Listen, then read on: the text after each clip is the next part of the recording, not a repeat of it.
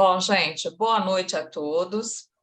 Eu sou a Célia Coroado, estou aqui hoje representando a Sônia, a professora Sônia, que está com Covid e, infelizmente, não pôde estar aqui fazendo essa mediação, e ela me pediu que eu viesse no lugar dela, então eu estou aqui dando suporte, tanto para a professora Maristé quanto para o professor Samuel, que vão ser os dois que vão estar nos trazendo essa conversa, essa roda de conversa bem interessante do dia, que espero que vocês gostem bastante, perguntem, tirem dúvidas, podem colocar à vontade as dúvidas aqui, que eu repasso para eles, sem problema nenhum. Então, é a última roda do ano. Espero que vocês tenham gostado do ano inteiro das rodas e que ano que vem continue participando com a gente aqui também, nos assistindo, dando prazer de ter vocês aqui como ouvintes. Então, agora eu vou passar a palavra para a Maristé se apresentar e depois Samuel também. Fica com Bueno, você. buenas noches. Gracias por estar conectados. Para mí es un inmenso honor ser parte de estas rodas de conversa, ser parte de las actividades de la PUC, de la PUCI, y estar rodeada de gente con apertura, amable, y que siento que me han hecho un lugar a esta exiliada argentina que está hoy día en minoría. Tengo el doble placer de seguir trabajando con Sonia, con Samuel, con Melania, con Julio César, o sea, María Góez, todas personas con las que hemos compartido mucho tiempo, casi 2 años. Y bueno, llegar a este punto del cierre de las rodas de conversa, para mí es una gran alegría. Y decíamos en los comentarios previos que, bueno, este es un ritual de cierre. Y un ritual de cierre me parece que amerita esto que estamos haciendo, ¿no? Hacer lazos es lo que nos permite seguir sosteniéndonos en el mundo, en la vida. Así que desde allí, digo, mi presentación es siento esto y quería decirlo, ¿no? Para los que no me conocen, bueno, vivo en Buenos Aires, soy de Santiago del Estero, me he formado en Tucumán, así que tengo recorridos muy largos de desarraigo, por decirlo de alguna manera. Primero el haber nacido, ¿no? Que de eso el aporte que hace Sonia es inmenso cuando habla de Philo Damae y todo lo que a partir de ahí ella trabaja. Y bueno, Samuel, cuando habla del lenguaje y del idioma, que no son lo mismo, y lo que esto puede llegar a representar, a significar en el encuentro con un otro, ¿no? El rechazo que puede provocar, la no inclusión, etc. Así que creo que el tema es riquísimo y bueno, yo agradezco haber sido convocada para estar aquí hoy. Samuel. Muito bem, boa noite a todos, boa noite, Maristé, vou tentar policiar para falar assim, é difícil. Célia, Melânia, todos os presentes, agradecer aí o convite da Sônia, agradecer a PUC, como eu digo, a PUC é minha escola, porque foi onde eu fiz mestrado, também onde dei aula há muitos anos, na graduação, e é sempre um prazer estar, e onde continuo dando aulas, é sempre um prazer estar na casa, né? Na PUC. E estar com a Maristé é um prazer imenso, primeiro porque foi minha orientadora no pós-doutorado em Psicologia Social. Segundo, porque tem um conhecimento imenso que certamente vai nos brindar aqui com uma viagem por reflexões que certamente serão muito úteis. Bem, e não sei como a Célia quer conduzir, se eu começo, se ela começa, ou se falamos todos, mas acho que o tema, então, na falta de um corte em mim, eu vou começar falando. Acho que... Com certeza, o que a gente quer é saber que estrangeiro é esse que chega pelo filho da mãe, né? Pois é, esse estrangeiro é cada um de nós, né? Somos todos nós. Somos nós que nascemos estrangeiros porque nascemos numa família que não conhecemos. Somos nós que nascemos estrangeiros porque temos que voltar lá nas questões de base do Freud, talvez, né? Temos que lembrar que uma questão fundamental no Freud é a clivagem da subjetividade, né? É o fato de que nós temos um sujeito que tem lá um inconsciente, e esse inconsciente ele tem as suas próprias leis, ele é regido de uma forma muito específica, muito especial, que o sujeito ele não é exatamente aquilo que a gente poderia chamar de consciência, né? Naquilo que a gente vê, naquilo que a gente observa. Então, isso nos leva a um ponto que é quando a gente nasce e nasce em algum lugar, em alguma família, em alguma sociedade, em alguma história, e a partir desse nascimento, ou seja, a partir do nascimento desse estrangeiro, esse estrangeiro ele começa a tomar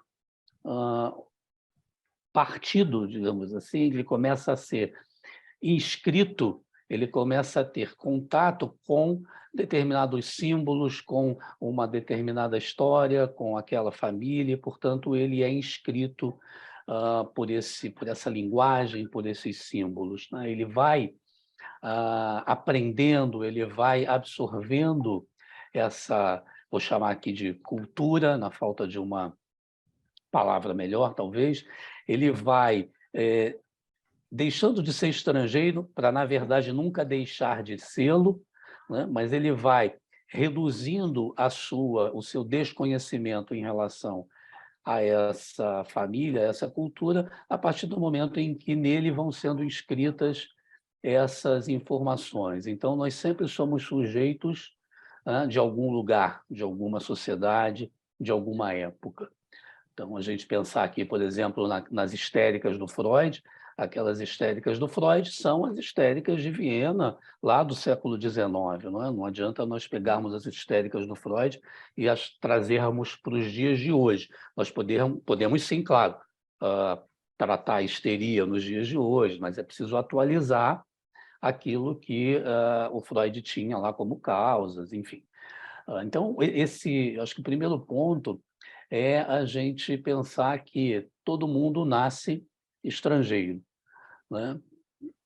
E claro que continua estrangeiro até morrer, mas num primeiro momento todo mundo nasce estrangeiro nesse sentido, né, que eu tô mencionando, que é o nascer num local desconhecido, numa família desconhecida, e vai então aprender e vai receber essas instruções que vão entrar em contato com esse inconsciente que tem as suas próprias leis, né, de funcionamento, essas leis que são simbólicas, né, essas leis que são mediadas pela linguagem, né, que tem uma lógica própria, né, que, por mais que a gente possa dizer que é caótica, não é caótica no sentido de que não tem uma ordem, uma forma de se pensar sobre ela.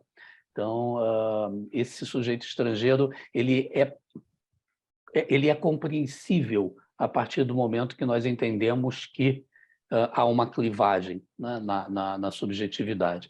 Então, esse inconsciente, quando eu digo que ele é caótico, na verdade, ele não é caótico, ele é regido por leis.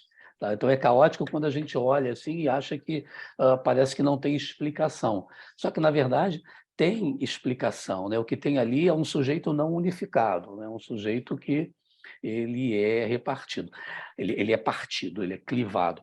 Mais ainda, esse sujeito estrangeiro que nasce assim, que assim permanece, ele é o sujeito da falta, né? Ele é o sujeito que vai, esperamos pelo menos isso, né? Que ele vá continuar a vida inteira sendo aquele sujeito faltante, aquele sujeito que vai desejar alguma coisa, vai em busca daquele objeto perdido e que jamais vai ser encontrado, né? E nele vai sempre existir a falta. Esperemos que isso aconteça, porque se isso acontece, aí teremos um neurótico, né, nas nossas famosas estruturas analíticas, pensando aí como Lacan, teremos um neurótico, porque se assim não for, se ele for um sujeito tido como completo, ele vai ser um fora-cluído, né? Teremos a fora-clusão e teremos, então, um psicótico. Ou, se ele for aquele sujeito que não introjeta a lei, aquele sujeito que não... Enfim, ele é a própria lei, teremos o perverso, enfim, são as estruturas analíticas. Então, esse sujeito estrangeiro, ele vai percorrer a vida em busca desse objeto perdido e é sempre um sujeito, e sempre será um sujeito faltante, um sujeito desejante, e a ele sempre faltará alguma coisa, ainda bem. Então, é desse sujeito desejante que nós estamos falando, desse estrangeiro que busca situar-se, né? Que busca o seu lugar, o seu papel no mundo. Acho que dá para começar com isso, não dá, professora? Sí, claro, claro. Profesora, no, María Esther, por Maria favor. Esther.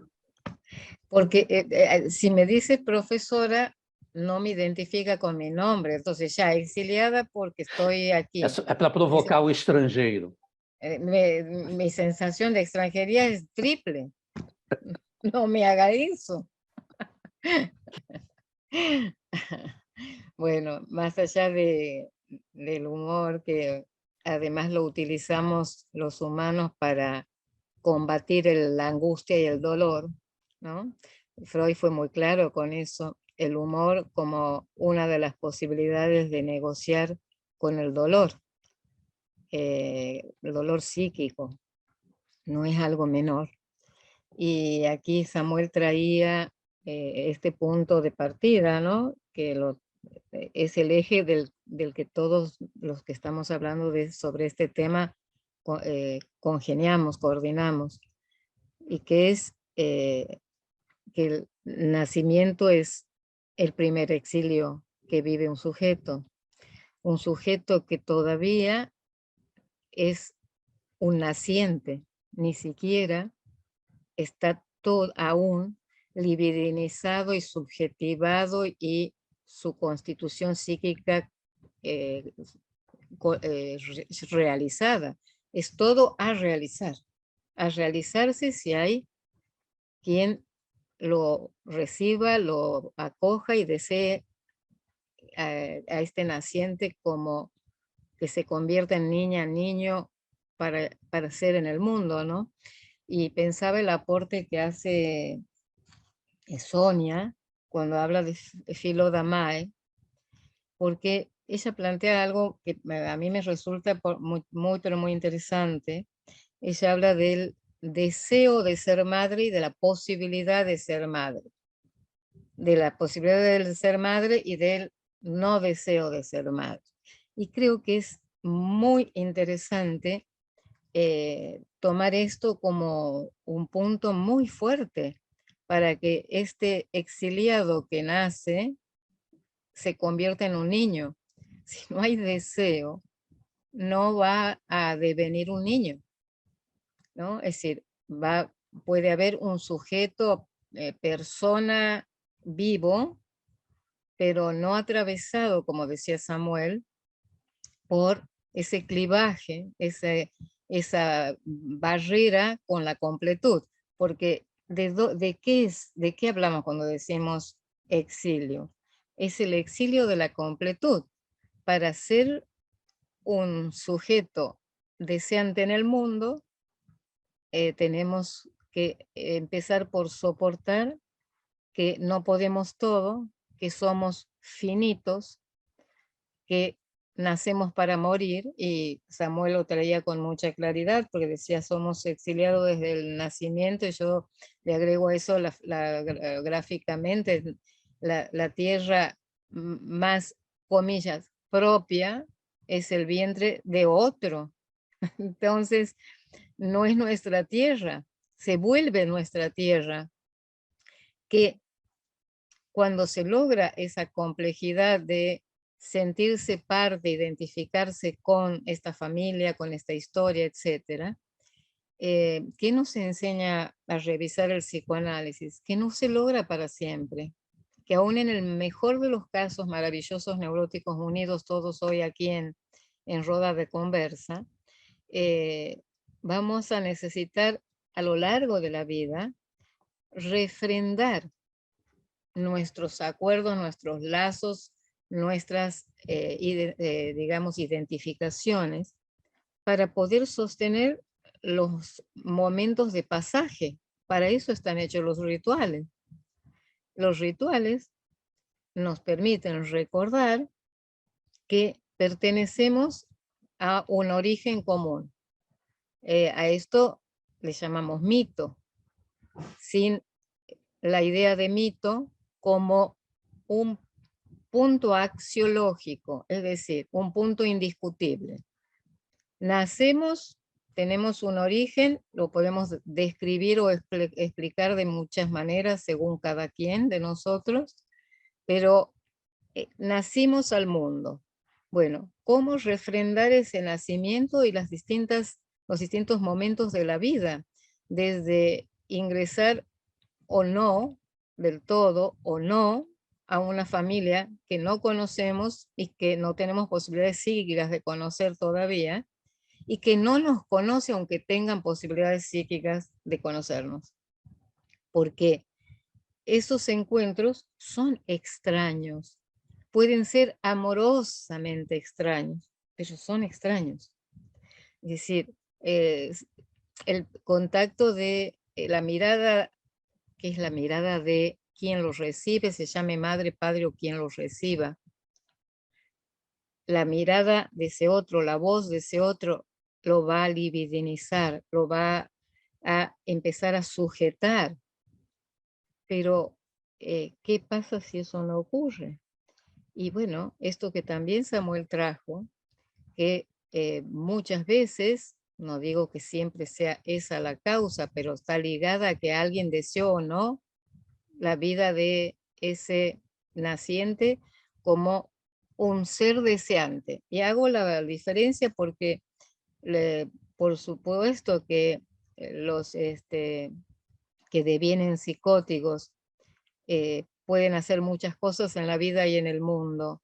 El punto es que hay una cuestión relativa a una cuestión simbólica que no es consciente, que no es racional. Y esto es lo que traía Samuel cuando hablaba de que hay cosas que no se pueden explicar desde la lógica corriente, ni desde la cronología que estamos acostumbrados a manejar conscientemente, pero que tiene una lógica. El inconsciente tiene una lógica, tiene una forma de ser trabajado. Y en las neurosis aparece la posibilidad de, al haber contado con la inscripción de una legalidad, hay algo que queda reprimido e inconsciente y retorna en lo que Freud llamó formaciones del inconsciente, ¿no? Los síntomas, y ahí vuelvo a Samuel. Samuel dice, las histéricas de Viena de Freud son iguales hoy, estructuralmente. Lo que no es igual es la forma de mostrarse. Y ahí entra en juego un tema caro para todo el grupo que trabajamos casi 2 años juntos, que es la construcción de subjetividad, que tiene que ver con la época.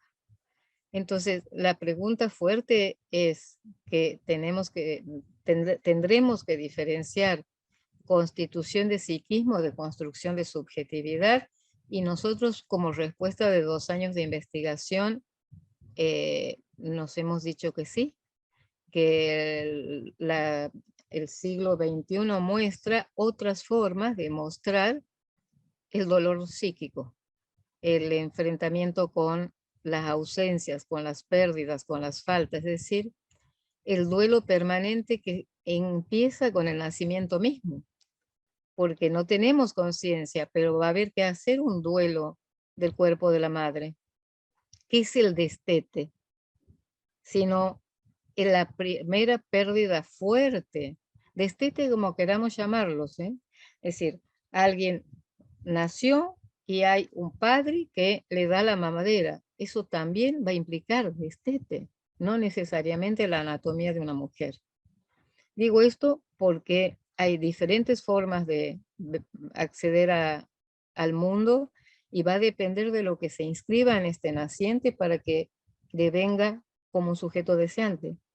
Es decir, no hay manera de escapar al exilio, solo que a veces se pone en forma cruda, digamos, sin velo, sin nada que lo adorne. Por ejemplo, en los momentos de extrema angustia, en donde es esa angustia que ni siquiera le puedo poner contenido. No, lo único que puedo decir es un vacío total, me siento ante un vacío total, no sé qué me pasa, no tiene nombre esto que me pasa. Que cuando se puede trabajar, ¿qué pérdida está en juego?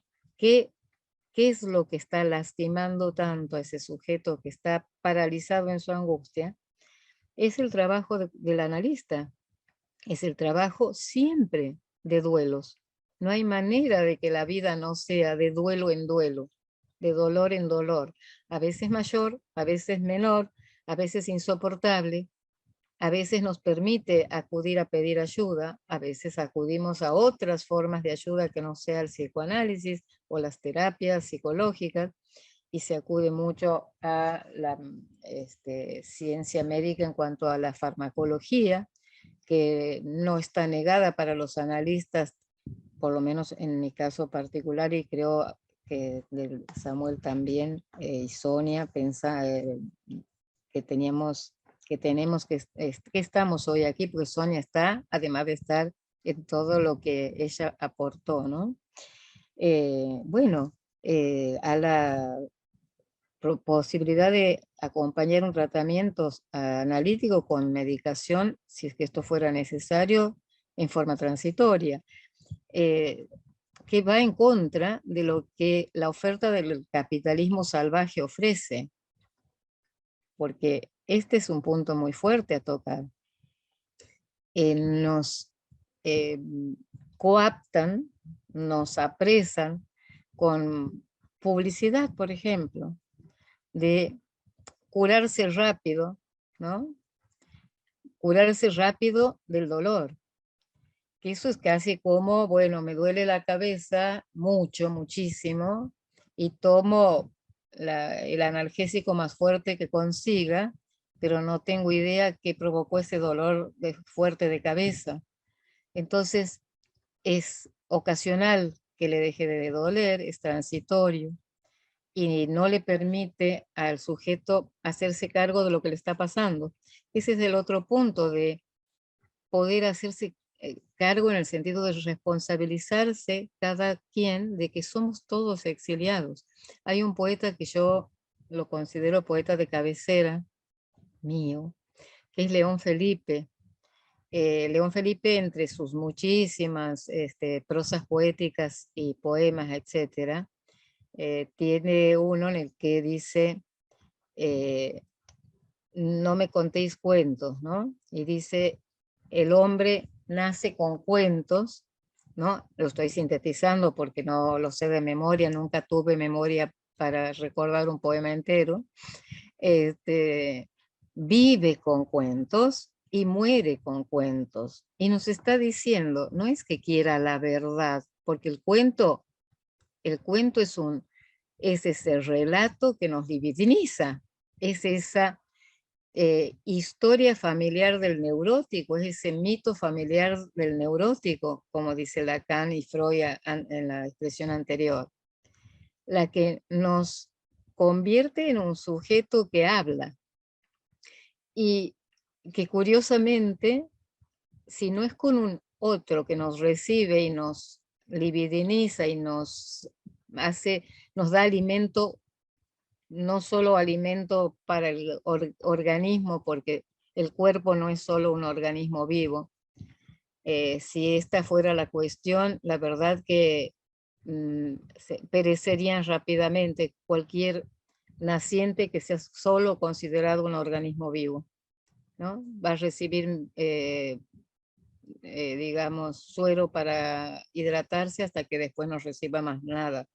Y eso, un psiquiatra psicoanalista argentino hizo una experiencia que yo ya la conté, pero por ahí no todos estuvieron en ese momento y pueden no acordarse de los que sí.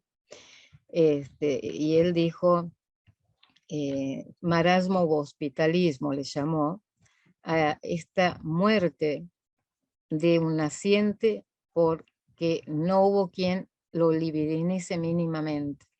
Es decir, nadie lo sujetó para que se quede en el mundo. Entonces, no se trata de nada natural. El nacimiento no es natural. El nacimiento como acto biológico, organismo, también es biopsíquico social. No hay ninguna posibilidad que no lo sea, porque es lo que esa madre gestante pone en ese naciente o por nacer. Es lo que el entorno de esa familia que lo va a recibir pone en ese naciente por nacer. Es lo que el medio en general, es lo que se espera o no, y en eso vuelvo a Sonia, porque es muy interesante pensar que la posibilidad de decidir desde el deseo tener un hijo o no tenerlo, es un punto de partida esencial. Es un punto de partida responsable para con el futuro naciente y responsable en primer lugar para con uno mismo. ¿Y qué es el trabajo del psicoanálisis? Sino un trabajo para soportar que no somos completos, que no vamos a entender todo, que no sabemos todo de nosotros, que vamos a sufrir siempre a lo largo de la vida de distintas maneras, pero aprendemos a hacer algo con ese sufrimiento que atañe a la subjetividad misma, a ser un sujeto en el mundo, y que cuanto más responsables seamos de nuestros actos, cuanto menos nos traicionemos, las posibilidades de ser menos infelices es enorme. Y que las posibilidades de llevar esta, digamos, carga de nacimiento, es que nacemos para morir, como dice Freud, más allá del principio del placer, algo que parece muy básico, pero no es tan básico, nos negamos todo el tiempo eso, porque si no, ¿cómo seguimos? La utopía está para eso, ¿no? Es hacia adelante. Bueno, es desde aquí plantear lo extranjero, las identidades, plural, yo no planteo más que una cuestión freudiana y lacaniana. Hablar de identidades, no de identidad coagulada de una vez y para siempre. Por eso están los rituales de pasaje. Se bautiza o no se bautiza un niño, se bautiza con tal religión o no, se bautiza con los amigos de la pareja o de la familia. Distintas formas además de inscribirlo en un registro civil, distintas formas de situarlo en el mundo.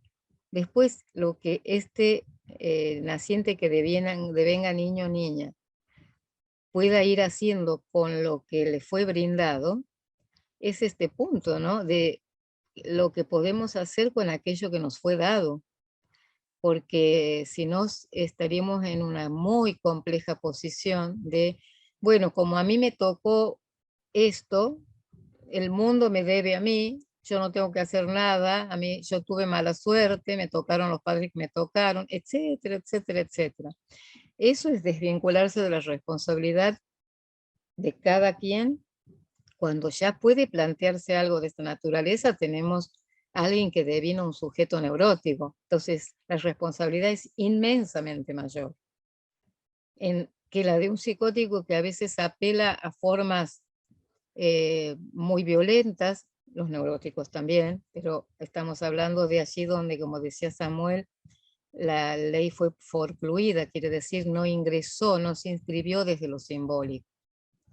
No puede por eso, como los neuróticos, retornar lo reprimido en los sueños, en los síntomas, en los olvidos, etcétera, etcétera, aún teniendo en cuenta que Freud nos dice que hay algo reprimido que retorna y hay algo inconsciente para toda la vida, que es lo que después devino en el concepto de pulsión, en mezcla y desmezcla pulsional. La vida, en definitiva, para el psicoanálisis, creo fuertemente, que es nacer como exiliado, vivir como exiliado, morir como exiliado, nacer como extranjero, vivir como extranjero, morir como extranjero, con las vicisitudes de las posibilidades que nuestra historia nos haya brindado y de también las diferentes formas de responsabilizarse de lo que cada uno es en sí mismo, de las decisiones personales.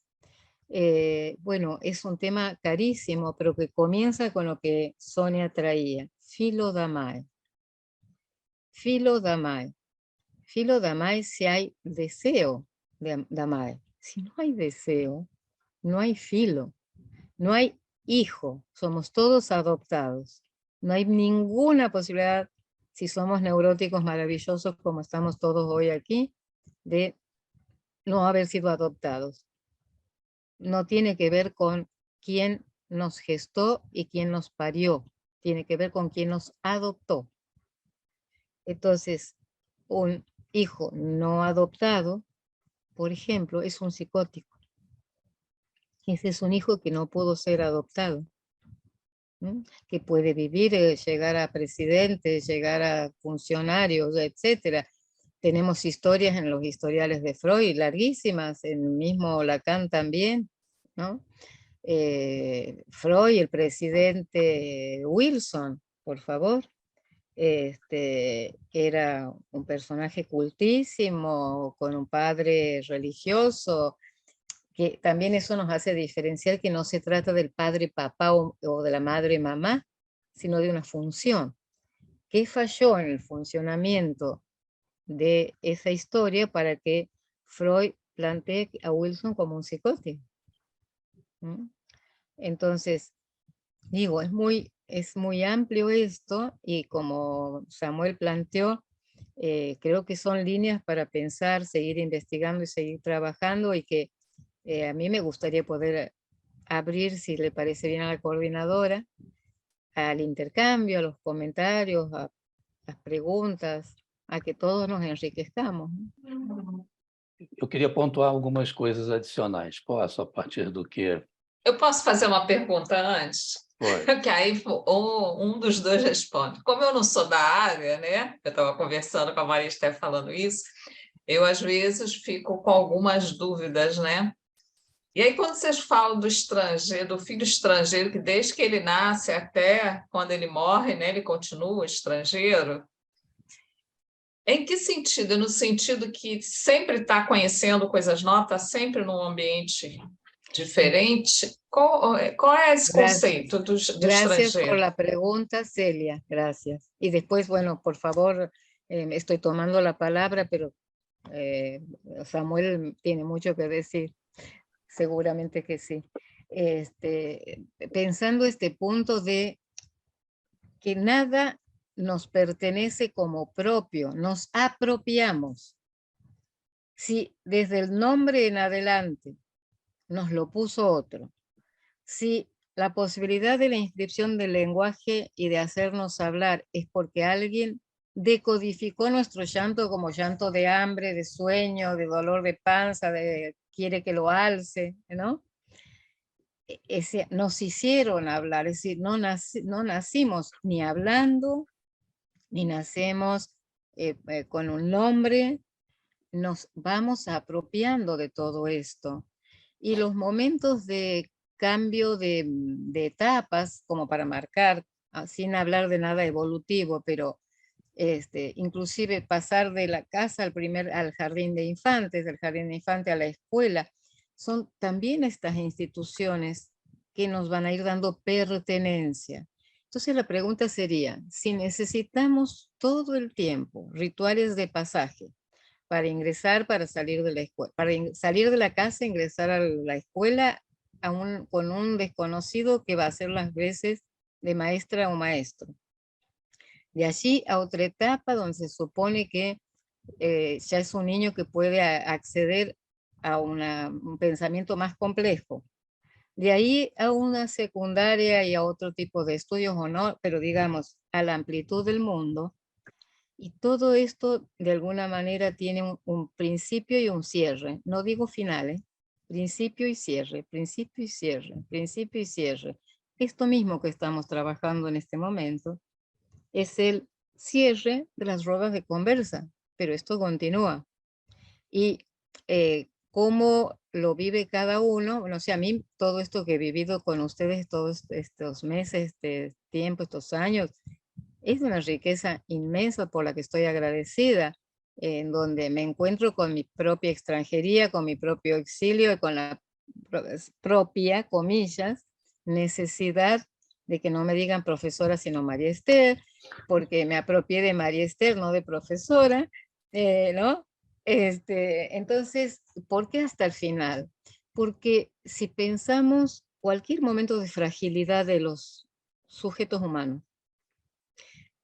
una fiebre, un dolor de muela, una caída y un dolor físico, un abandono de alguien que queremos mucho, una pérdida de alguien que queremos mucho, una mudanza, el cambiar de grupo de amigos, etcétera, etcétera, etcétera, va a requerir de que nos refrenden, de que nos reconfirmen todo el tiempo que seguimos siendo amados, que seguimos siendo parte de esa familia, de esa institución, de ese grupo, etcétera.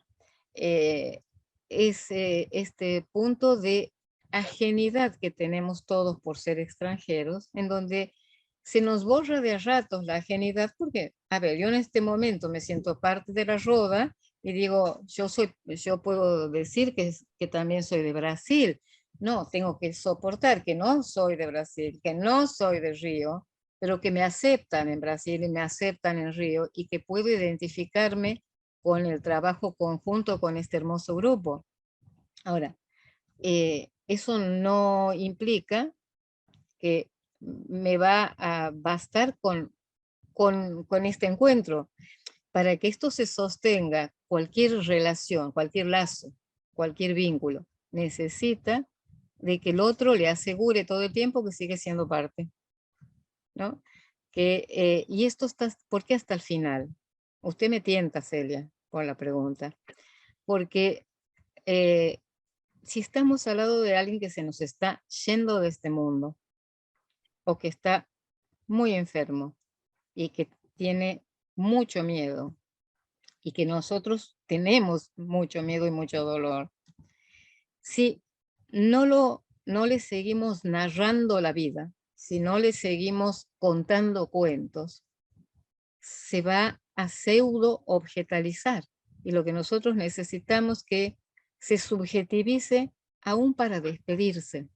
Entonces, necesitamos que nos refrenden que somos quienes somos y no un cuerpo muriente, sino un sujeto muy amado del cual me estoy despidiendo.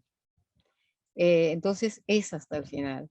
Por eso digo, ojalá, ¿no? Yo hablo por mí misma, tenga la fortuna de ser despedida así, ¿no? Porque son formas humanizantes, subjetivantes, amorosas, que no dejan de tener un sabor amargo a lo largo de la vida con gente que uno quiere mucho, por supuesto, pero que tiene hasta una connotación de cierta dulzura la despedida. Lo digo en primera persona, ¿eh? Entonces, es hasta el final. porque de no ser así, las posibilidades de dejar este mundo mucho antes y de la peor manera es enorme.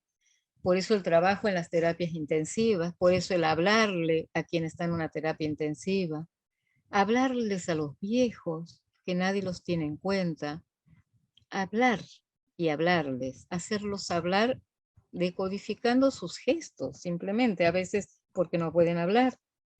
Pero entonces, libidinizar al otro hasta el final. Ese es el trabajo de lo que nos quedamos de este lado por ahora. Eso creo yo personalmente. Entonces, de verdad que el extranjero es extranjero hasta el final, ¿no? Y es acompañar de la mano hasta ese punto de despegue de lo que sea para cada quien. Pero bueno, creo que Samuel tiene mucho para decir al respecto.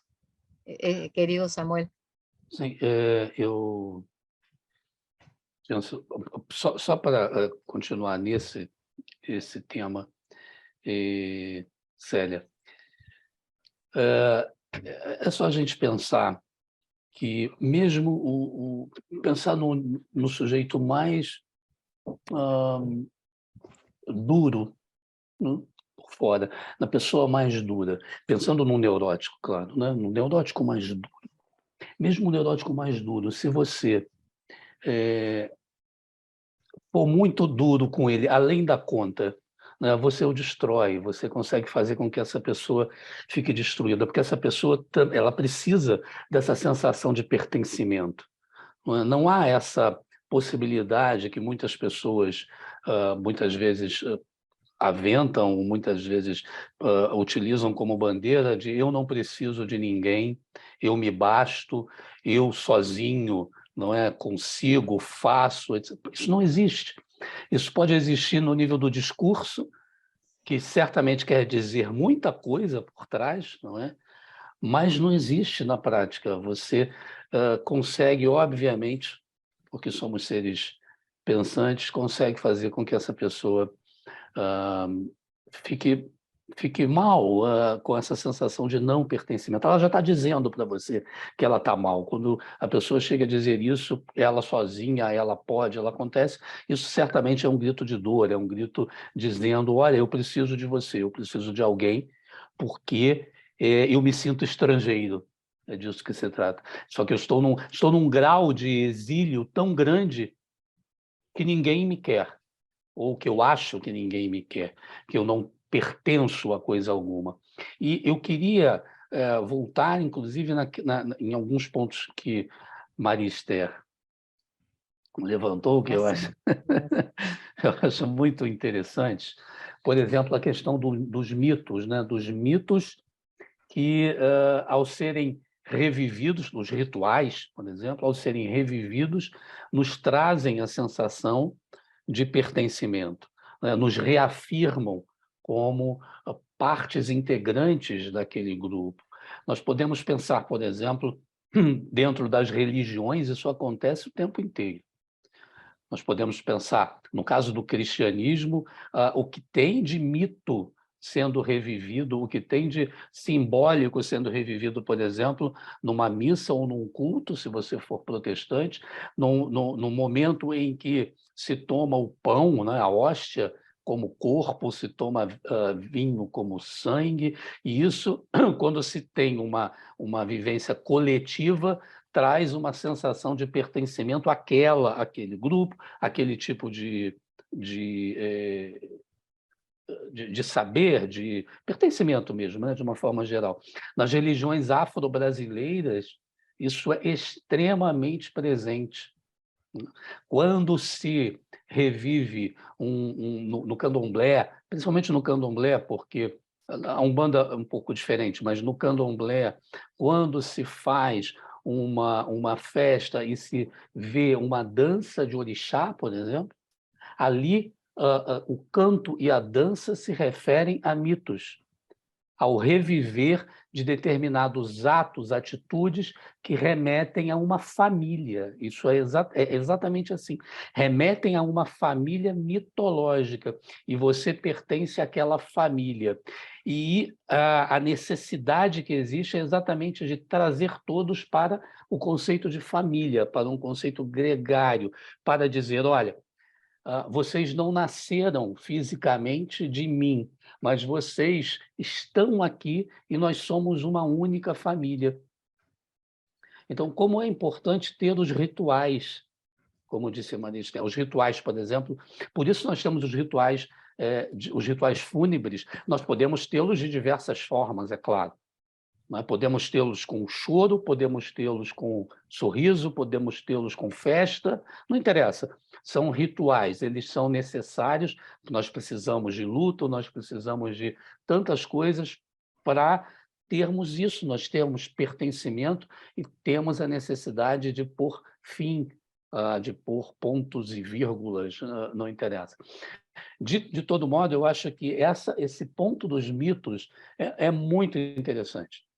Podemos olhar lá os mitos no Freud, podemos olhar o mito fundante no Totem Tabu, né? Podemos olhar a lei como sendo algo fundante da sociedade. Aí já não estou falando da lei que nós mencionamos como a lei fora-cluída ou não fora-cluída, né?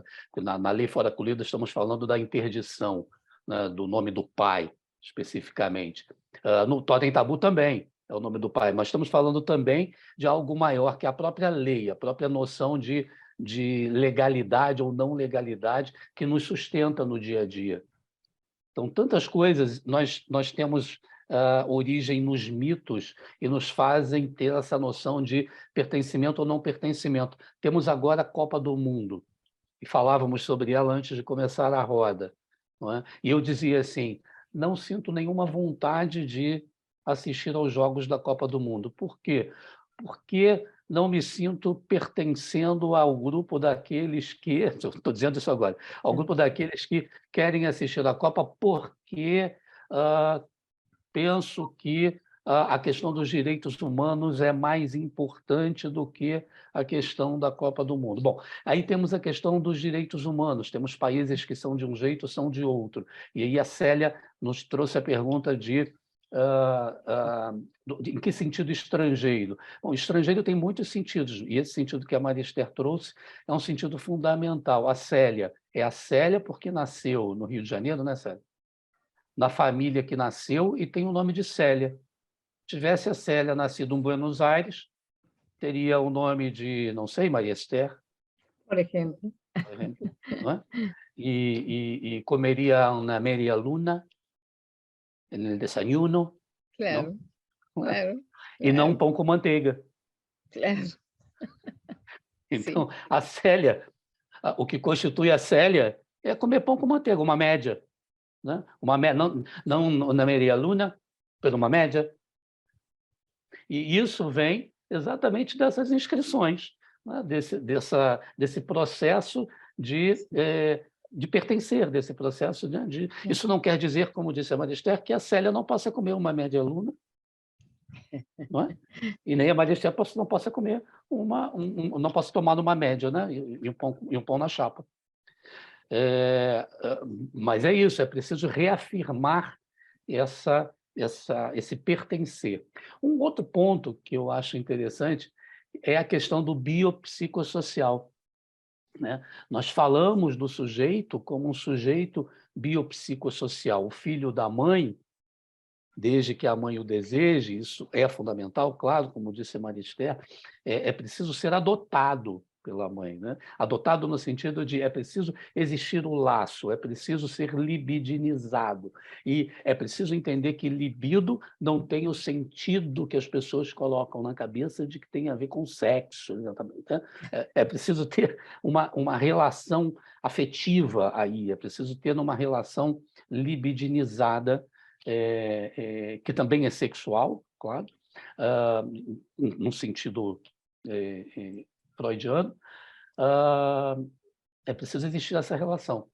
E esse sujeito é um sujeito biopsicossocial. E aí eu comecei a pensar o seguinte, nós estamos num momento de Covid ainda, mas estivemos numa fase muito pior, né, anteriormente. Numa fase em que o bio não foi suficiente para dar conta das nossas questões, né? Nós temos um sistema imune muito inteligente, biologicamente falando, né? Nós temos um sistema imunológico, aqui vou aproveitar minhas incursões pela área da biomedicina, nós temos um sistema imunológico, né, que é dividido em sistema imune inato e sistema imune adaptativo. O nosso sistema imune inato, ele é suficientemente inteligente para perceber o seguinte: tem um invasor, esse invasor é imediatamente percebido, temos umas células, eu tinha uma professora de imunologia que gostava de chamar de células fofoqueiras, e gostam de fofoca, que são as células dendríticas. As células dendríticas vão lá, opa, tem um invasor aqui.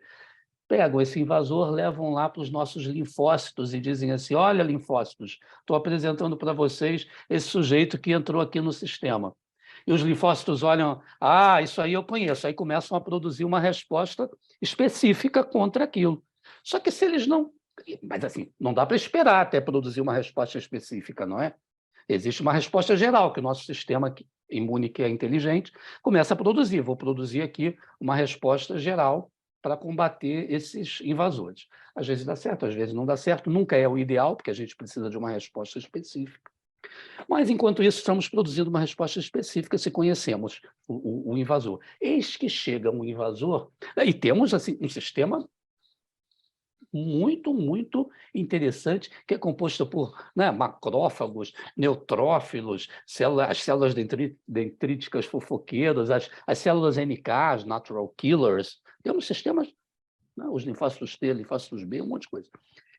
Esse sistema tão especializado e tão rico, ele não foi capaz de dar conta de um vírus, né? Os vírus também são seres muito interessantes, porque nem são vivos, nem são não vivos, né? Estão no limiar da vida.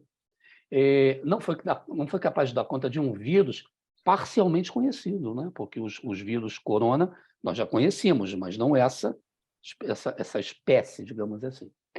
Então, o biológico em quem muitas pessoas confiam como sendo, como disse a Maristela, né? Toma-se uma pílula, não se aguenta mais a dor. Como diz um jornalista português, cujo nome me escapa agora, ele diz assim, não se vou fazer uma adaptação do texto, mas é assim, não se aguenta mais a moinha, ou seja, não se aguenta minimamente a dor.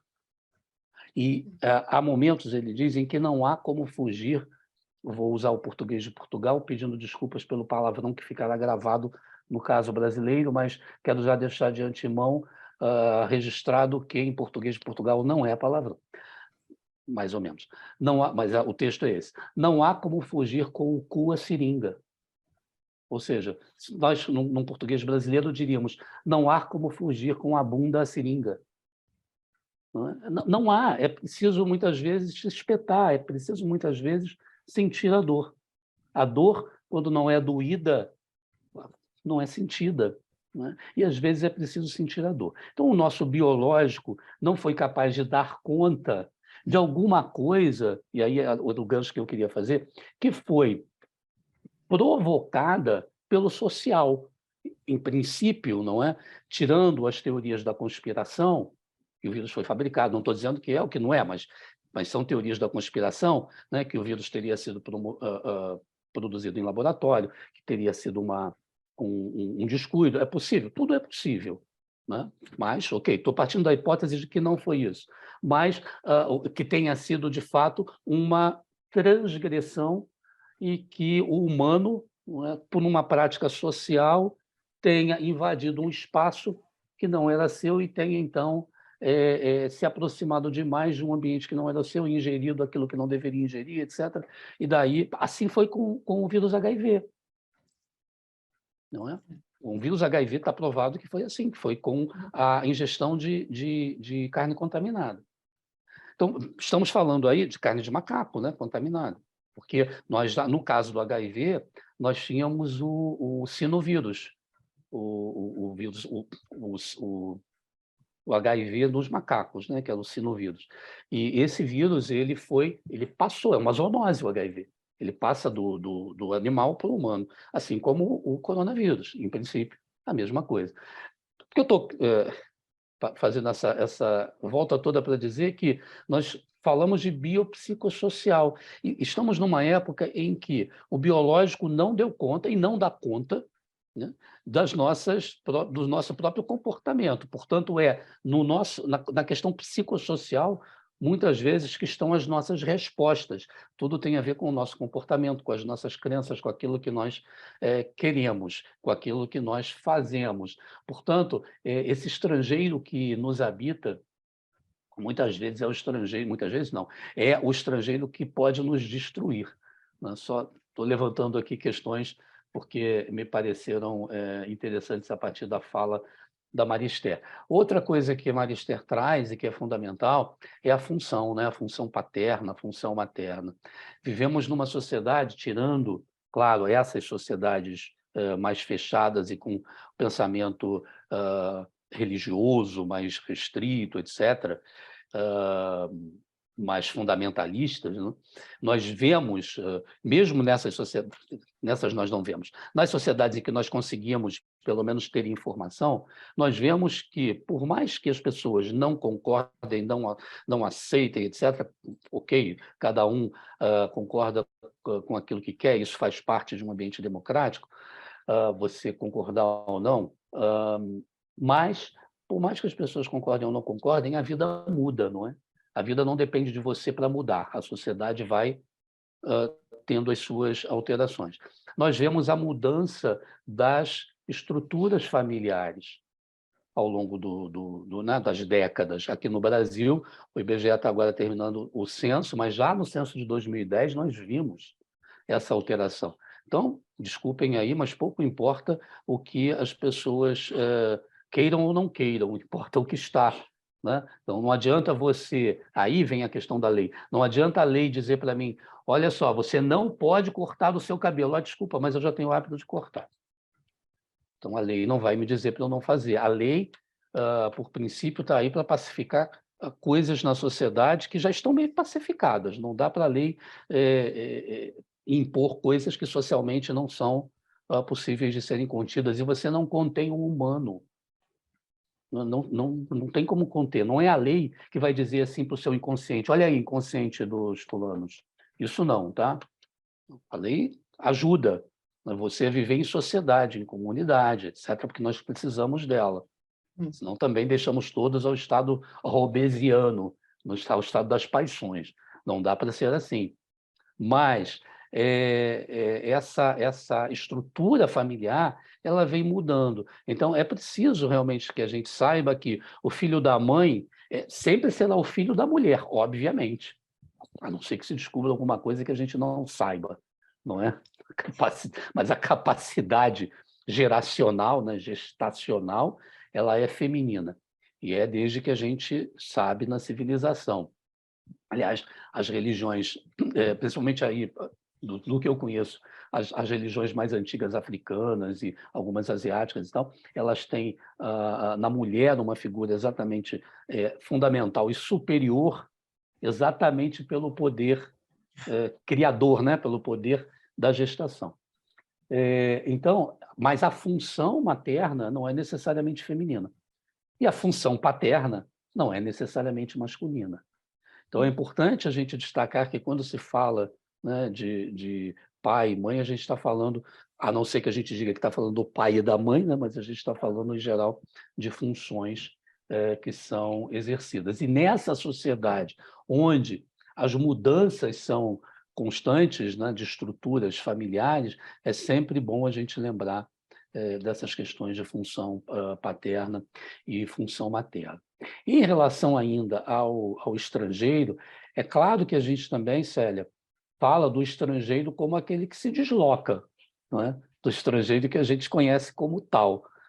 A Marister é especialista nisso, em relação, né, aos libaneses, na Argentina e a outros povos. mas a gente também fala disso, até porque esse povo que se desloca é um povo em busca de algo, né? Ele também vai ter que encontrar uma forma de pertencer. E aí, nessa relação, nessa busca de pertencimento, nós também temos tensões, também temos coisas a analisar. Ou seja, aquele filho da mãe, porque ele é filho da mãe, seja ele de que lugar for, né? Ele pode ser da Rússia, pode ser da Argentina, do Brasil ou do Nepal, não interessa. Ele vai ser o filho da mãe. Aquele filho da mãe, quando se coloca no mundo na busca de um lugar melhor para viver, né? Veja que questões ele pode estar levando, né? Primeiro, ele se desloca, ele sai da sua referência, daquele local onde ele aprendeu a reduzir a sua estrangeiria, onde ele teve o seu aculturamento, onde ele teve a sua inscrição simbólica, e ele tem que se recolocar, realocar num outro lugar completamente diferente. Ele agora não vai mais encontrar média luna, ele vai encontrar pão na chapa. Isso, vou encontrar. E ele tem que se adaptar ao pão na chapa. Sim, É claro, assim, né? claro. E não adianta ele pegar o pão na chapa, como eu vejo acontecer com muitos estrangeiros, não adianta ele pegar o pão na chapa, eu quero a média luna, isso aqui não presta. Olha, não sei se essa é a melhor forma né, de lidar com a situação. Mas existem tensões aí, não é? Tensões do sujeito e tensões nas relações. Essa também é uma questão de exílio, também é uma questão de estrangeiria, e pensa que é uma questão grande, uma questão importante, porque hoje é só pegar aquele livro o livro do Império, do Hard Negri, né? As multidões, as populações circulantes no mundo, essas populações hoje, e muitas delas apátridas, né? Se a gente não quiser ir por aí, é só olhar as populações, o contingente populacional da Síria, por exemplo. E Totalmente. agora da Ucrânia, por conta da guerra. E como, no caso da Síria, que a gente já tem isso há mais tempo, como a população síria tem sido tratada pelos demais países europeus, né? Para cá, para lá, joga de cá, não entra, não aceita, um aceita, outro não aceita. E o que isso significa para essas pessoas? Então, esse também é o estrangeiro mais clássico, né? Sim. Porque, né, vai em busca de um outro lugar, mas não é clássico no sentido de que ele enfrenta tensões, ele enfrenta outros problemas e também um problema que se coloca em relação à sua origem, né? A origem no sentido de que ele lá na sua terra já era um estrangeiro, como cada um de nós, mas ele tem as inscrições simbólicas dele e, de repente, ele se realoca, né? E é visto como um inferior, muitas vezes, é visto como um diferente. E aí temos a questão que a Marister tanto gosta, que sempre nos traz, que é o não suportar a diferença, acaba gerando problemas que são incomensuráveis, né? O sujeito não suporta a diferença e, portanto, uma das possibilidades que ele acaba avocando, acaba trazendo, é destruir o outro. Eu destruo o outro porque eu não suporto a diferença, porque eu não suporto a ideia de que o pai me fez tão imperfeito. Então, o que eu posso fazer é destruir, o que eu posso fazer é desmerecer, é desqualificar. Isso é uma marca do não suportar a diferença. Isso se reflete, né, claro, em tensões e em problemas sérios na humanidade. Para também não falar muito, eu acho que vale a gente abrir aí para as pessoas e, enfim. Deixa eu fazer um comentário disso que você falou, que é bem nessa questão assim que eu me identifiquei. Eu e meu irmão somos os únicos brasileiros da família, porque minha família também é de portugueses, franceses, então tudo de fora. E eu fui, desde pequenininha, desde que eu lembre, né?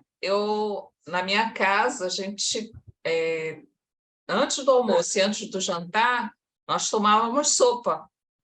que era a cultura portuguesa, tomar sopa. E, para mim, isso era uma coisa comum, independente de eu estar no Brasil. Eu achava que isso era todo mundo que fazia isso, né? E aí, quando eu descobri que no Brasil não se tomava sopa antes do almoço e do jantar, eu comecei a reivindicar na minha casa que eu não queria mais tomar sopa, que eu não aguentava mais tomar sopa. Então, era essa questão, né, da culturação, e você achar que, como você falou, né, eu tinha que ser acolhida pelo país que estava me dando sopa todo dia, porque era a cultura, né? E quando eu descobri que não era assim, não precisava, hoje em dia eu dificilmente tomo sopa, de tanta sopa que eu tomei. Então, Claro. é interessante isso, né, que vocês colocaram, né? Claro, Muito. claro, claro. Foi ótima a Así explicação, para es. mim ficou muito tranquilo. Mas outra coisa também sobre isso é a cobrança, né, que é feita para as mulheres terem filho, né? Como a Maristela falou, você ter a escolha de querer ou não ser mãe, tem uma questão muito psicológica da pressão, né? De quando você casa, ou se você está ficando mais velha, né? Poxa, não vai ter filhos. Quando é que vem o filho, né? Isso é uma questão. Eu, por exemplo, fui ter filhos com 42 anos. O meu filho, eu já estava até entrando na menopausa, que ninguém achava mais que eu ia ter filho, e engravidei. Mas a cobrança que eu sempre tive foi muito grande. E até então, eu queria, mas meu ex-marido não queria.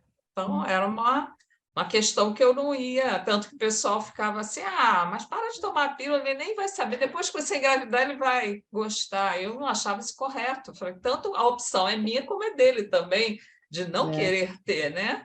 Então, isso é uma outra coisa que eu acho assim que...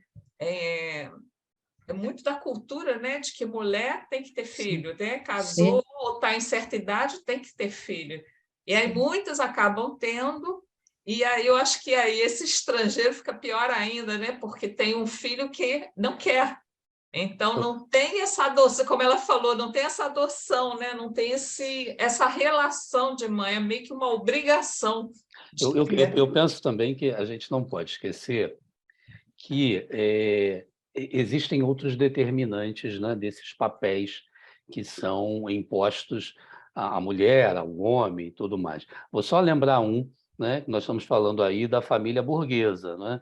Mulher tem que ter filho. Vamos lembrar que a família era o núcleo de acumulação do sistema capitalista. Então, claro. é preciso gerar o filho, é preciso gerar mão de obra, é preciso gerar população. Então, a própria religião entra como algo para dar suporte, fazendo essa análise a partir da economia, a própria religião pode entrar para dar suporte a essa geração de mão de obra. Então, não podemos ser ingênuos, né, de No. achar que é somente uma questão psíquica. E, por isso, falamos do ser biopsicossocial. E, nesse social, nós temos a história, o momento, né, o local, e temos múltiplas determinações. Claro Sí, que eu sou determinado por várias coisas. Claro que eu sou bombardeado o tempo inteiro. E que as minhas decisões elas são fruto de N coisas, para além de eu achar que é só, né? É só o que eu estou aqui conscientemente pensando, né? sí, É preciso. Eu vou sempre no Bourdieu, pensar que é preciso estar sempre em vigilância epistemológica, ou seja, sí. eu preciso, Bueno, eu el, preciso el- sempre. el trabajo de Sonia, hijo Filo Damae, que nos lleva al planteo de lo social hoy en todos los sentidos, en cada época, pero en esta donde hablamos del feminismo, ser mujer, lo femenino, el feminismo, temas que están muy bien, muy claramente trabajados por Sonia en el trabajo que hemos compartido, y tiene ella mucha otra literatura, pero digo, en base a lo que traía Celia como experiencia y Samuel refrendando que es biopsicosocial, ¿qué se espera hoy de las mujeres en Latinoamérica? Que es diferente probablemente de en otros lugares del mundo, en donde se profesan otras religiones, otras creencias, etcétera, etcétera, etcétera. Además, cada familia, cada grupo, cada ciudad, etcétera. Pensaba en eso y pensaba en el concepto de apátrida. Hoy es el Día de la Bandera del Líbano y mañana es el aniversario de la independencia del Líbano. Les está hablando una santiagueña argentina que vivió en Tucumán y ahora en Buenos Aires, que tiene ciudadanía argentina y libanesa. Toda esa mezcla para decirles que desde ahí de donde leo muchas otras cuestiones. Yo en un congreso internacional de lectores y escritores por el Líbano, hace muy poquito, el 20 de octubre, hace un mes, presenté justamente El apátrida, un exiliado. Para tomar esto que traía Samuel, las fronteras geográficas convierten a alguien en apátrida o le cambian nacionalidad. Recordaba la película La Estación, donde el personaje está en un aeropuerto, el país del que venía desaparece, en Estados Unidos no era nadie, era una apátrida. Pero algo más grave, porque ocurre más allá de lo gráfico que está puesto esto por Samuel y por, al menos por la película que me estoy acordando, es en el Líbano, por ejemplo, y ahí tenemos que ver con si es sirio y musulmán, si es sirio y cristiano, si es libanés y a qué confesión pertenece. Hay 18 confesiones representadas en el Parlamento, o sea, no es un estado laico el Líbano. Y pensaba que se está luchando con asociaciones propias del Líbano y del mundo, como ACNUR, deben conocerla seguramente porque trabaja con refugiados y demás, y apátridas, que no llegan a ser refugiados, porque es el estado más en suspenso en que un sujeto puede estar. Está suspendido entre, digamos, nació en el Líbano. Estoy hablando de alguien en especial porque la historia es muy conocida y refiere a Brasil. Estamos uniendo todas mis referencias. La madre en el Líbano, por ahora, y se viene luchando hace décadas, no puede dar la ciudadanía a un hijo. ¿Qué quiere decir? Que si una mujer libanesa se casó con alguien de otra nacionalidad, el hijo que nace no tiene papeles, no tiene documento, no puede tener tarjeta sanitaria, puede ingresar a algún estudio o algo, pero no tiene nombre propio, no tiene un papel que atestigue que pasó por la escuela. Y esto es un fenómeno que lleva décadas, que por cuestiones político-económicas, confesionales, que son muy complejas y que no tengo oportunidad de tener material suficiente para hablar de esto, ni es el momento. Es una ley que casi la sancionaron a favor de que la mujer o el hombre pueda dar la nacionalidad, casi dije. No se termina de convertir en ley. Hay muchos ejemplos en el mundo, muchísimos, pero hay una joven de 26 años libanesa que vivió en Líbano hasta los 25 años aproximadamente, que buscó en 132 países conseguir nacionalizarse, y que en el único país donde fue recibida como refugiada por ahora es en Brasil. Así que gracias Brasil por recibir una libanesa apátrida. Es muy fuerte.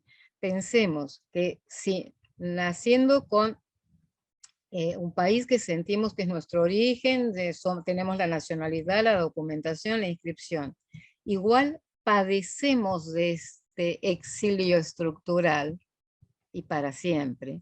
Imaginemos esto redoblado porque si nace de madre libanesa, aunque viva en el Líbano, nazca en el Líbano, no es libanesa.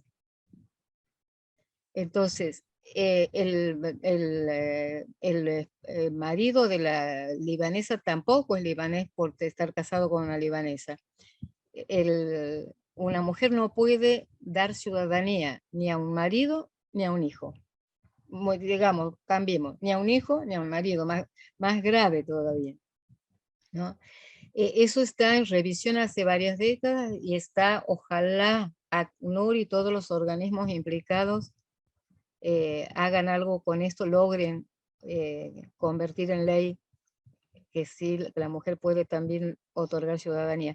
Pero digo, ¿hasta qué punto un apátrida es un exiliado? Y no vamos a pensar que todos los apátridas son psicóticos, para nada, porque depende de la estructura familiar cómo haya funcionado, pero pensemos en el plus de sufrimiento, de no tener ningún papel que atestigue ni de inscripción en un registro civil que existe.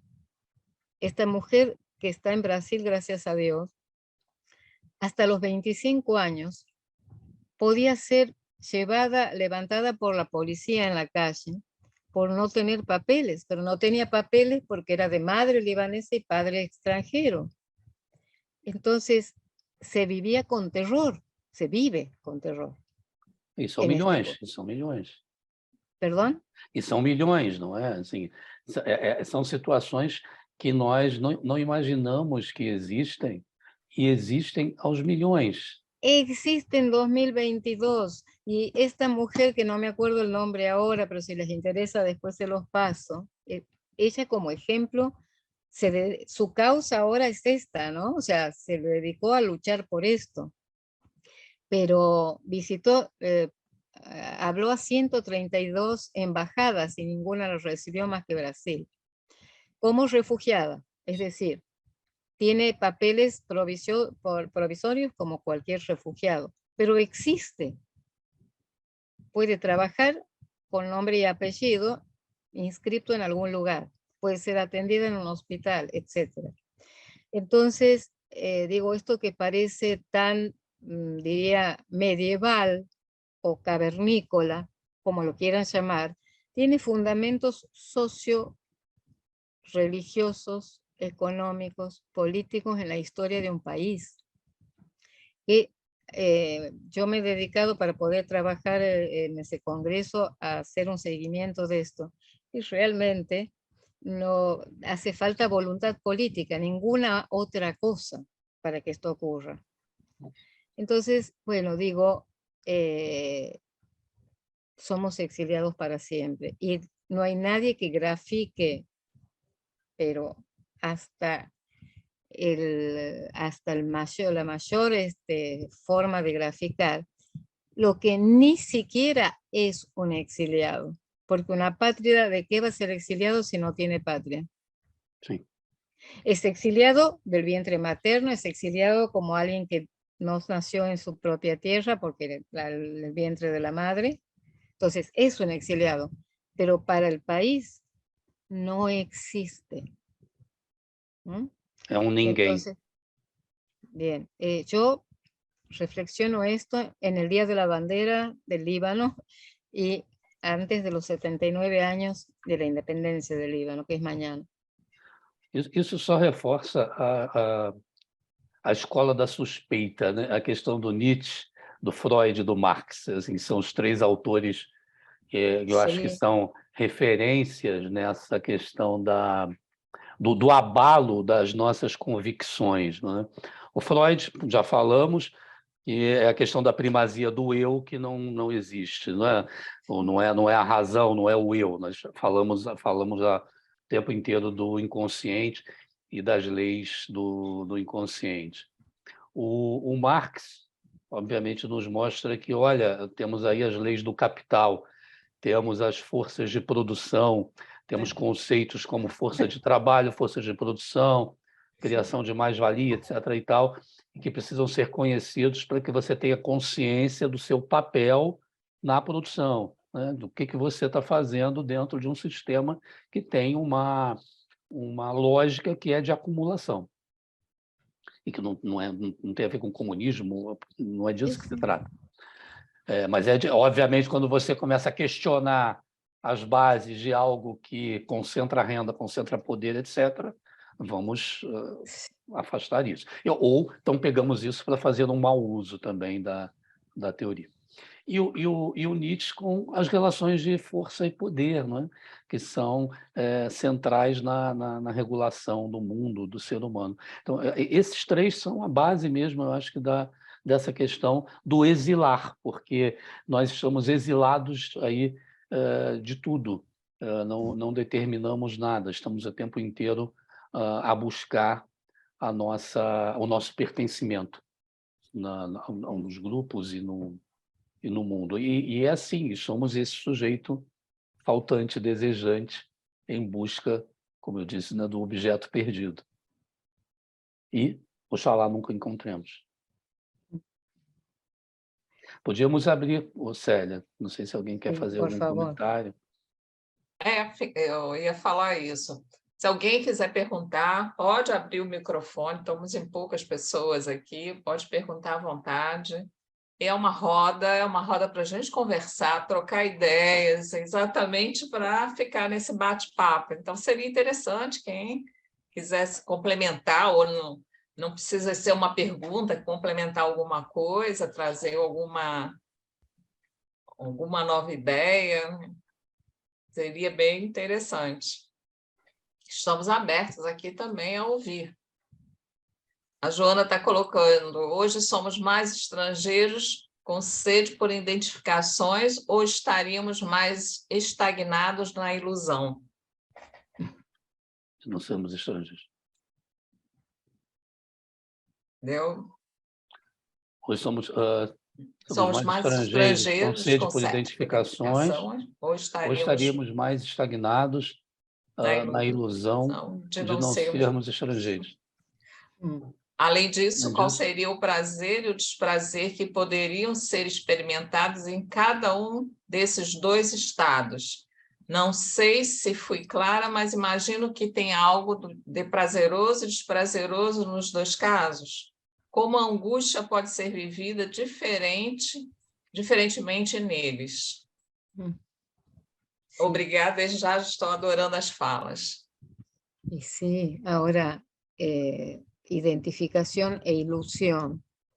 Sería como hablar de un plano supuestamente imaginario y uno simbólico, y en realidad hablar de identificaciones tiene que ser leído como desde lo inconsciente, sea simbólico, desde lo imaginario, quiero ser el otro lo admiro y quiero ser como él, y desde un punto que no le podemos poner nombre, por eso es que no nos dura tanto la sensación de pertenencia y necesitamos todo el tiempo refrendar con los rituales.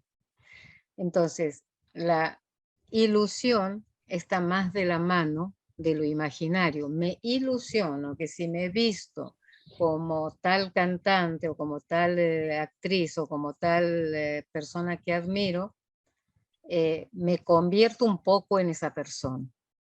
Eso es el campo de la ilusión, que es más imaginario, pero las identificaciones y el concepto mismo de extranjería, yo invito a ponerlo en los tres estatutos, en el simbólico, imaginario y real, que es lo mismo que decir desde Freud, fantasía inconsciente, identificación desde el yo consciente y desde algo que no termina de poder ser representado porque no fue reprimido, y eso es lo inconsciente para siempre, como decía Freud. Es decir, bienvenida a este aporte pregunta, porque hay una cuota de imaginario en todos nosotros para decir soy María Esther Josami, hoy puedo decir eso y tal vez mañana digo, ¿quién soy? No tengo idea quién soy. Es decir, hay algo de un imaginario sostenido en un simbólico que a la vez fue causado por la falta de representación. Qué curioso que parece, porque hubo un agujero en mi vida, gracias a Dios, es que puedo hablar, puedo ingresar a un mundo simbólico, puedo identificarme desde lo simbólico, es decir, desde lo inconsciente. Algo que no le sucede a un psicótico, porque ese agujero no fue inscripto.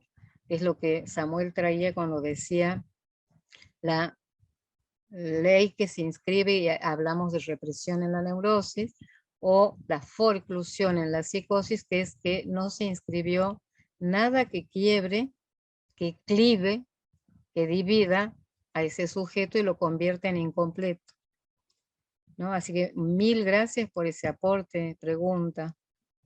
Samuel, no sé si... Eu penso, eu concordo, claro. Eu penso que vamos olhar aqui, Joana. Ah, tá, é uma outra fala. Joana, okay. Pensar aqui no caso, tentar levar para um caso concreto, né? No caso dos brasileiros que cada vez mais buscam Portugal, né? É claro que há aí o imaginário, claro, não é? Obviamente há aí o quê de ilusão, né?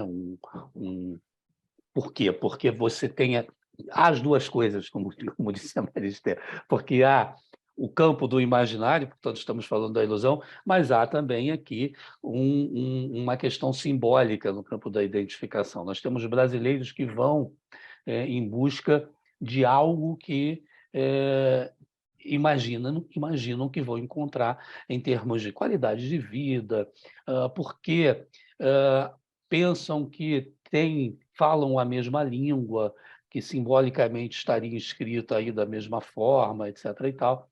Também acho que vai pelo campo da ilusão. Teria que ver caso a caso, estou tentando olhar aqui no conjunto, né?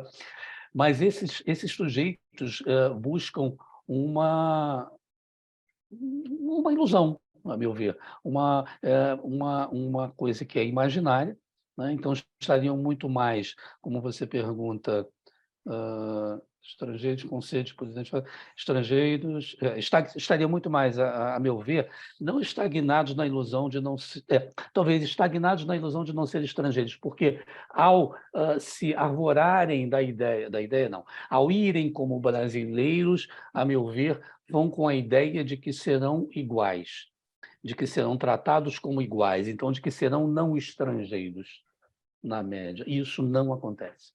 Né? Serão estrangeiros duplamente, porque sempre seremos estrangeiros, e porque serão estrangeiros porque não serão ou não serão europeus porque falam, não serão portugueses porque falam português.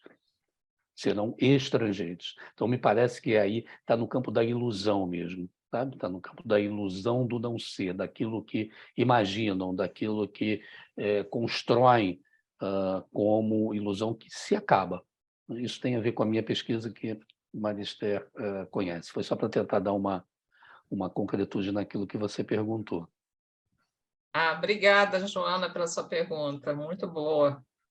A Natasha está gostando, está falando aqui que gostou bastante e se inscreveu sem saber exatamente o que se tratava de fato, mas que está gostando muito da conversa. A Joana complementa aqui, acho que entendi um pouco melhor, mas quando falei em ilusão, seria algo estagnado, como se não houvesse espaço para o estrangeiro, e então sem espaço para a falta ou busca de algo. Aí fiz uma oposição, não sei se cabe, com algo que seria somente estrangeiro, angústia. É porque essa falta que você está trazendo, que a gente usou falta no outro sentido, que é aquela falta lá no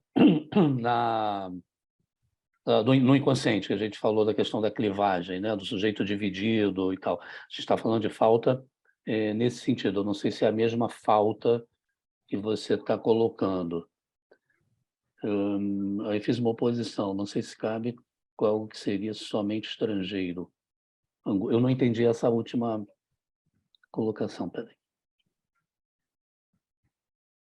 Joana, você não gostaria de abrir o microfone, conversar um pouquinho, falar com a gente? Pode abrir, Joana, não tem Fica problema. mais fácil esse diálogo, né? Um lugar de não identificações. Un lugar de no identificaciones. Solamente extranjeros. Ok. Ela disse que está barulhento lá onde ela está, por isso ela... No sé exacto qué dice al final.